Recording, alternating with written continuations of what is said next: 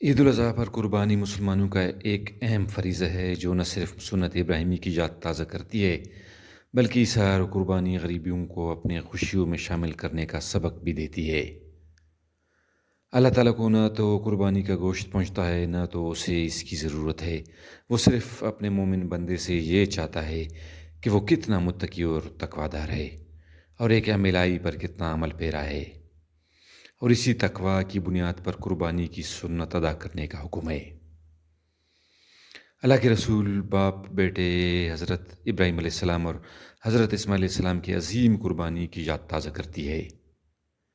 عید الاضحیٰ پر کروڑوں مسلمان جذبہ ایمانی کے تحت حلال جانوروں کی قربانی کرتے ہیں۔ عید الاضحیٰ سے قربانی کا تصور یا فلسفہ نکال دیا جائے تو پھر عید کا مفہوم ختم ہو کے رہ جائے گا۔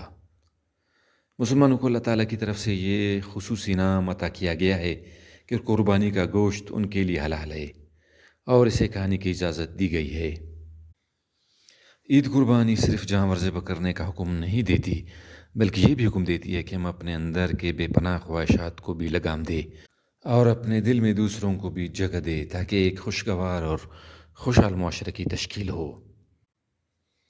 10 ذی الحج وہ تاریخی مبارک اور عظیم الشان قربانی کی یاد کا عظیم دن ہے جب حضرت ابراہیم علیہ السلام نے اپنے پیارے بیٹے حضرت اسماعیل علیہ السلام کو اللہ کے حکم کی تعمیل میں ایک ایسا قدم اٹھایا جس پر آج بھی پوری دنیا حیران ہے، جبکہ دوسری طرف اللہ کے حکم کی تعمیل میں ان کے بیٹے حضرت اسماعیل علیہ السلام بھی فرمان برداری اور جان نثاری کے پیکر کے طور پر پیچھے نہیں ہٹے اور اللہ کے حکم کے مطابق قربانی کے لیے اپنے آپ کو پیش کیا۔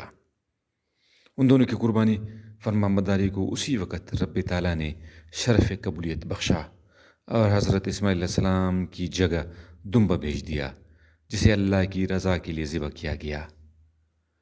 محمد مصطفیٰ صلی اللہ علیہ وسلم نے سنت ابراہیمی یعنی قربانی کا جو تصور دیا وہ اخلاص اور تقوی پر زور دیتا ہے۔ قربانی اور تقوی کا آپس میں گہرا تعلق ہے۔ قربانی کو دکھاوا کے لیے کرنا اور پھر قبولیت کا امید رکھنا بے معنی ہے۔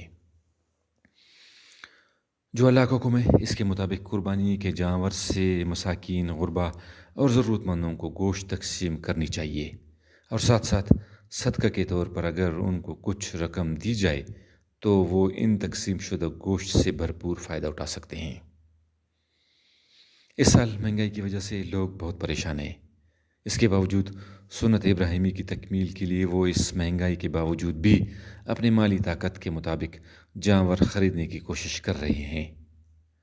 کروڑوں مسلمان اپنے اپنے ملکوں میں حسب معمول اللہ کے حکم کی پیروی کریں گے۔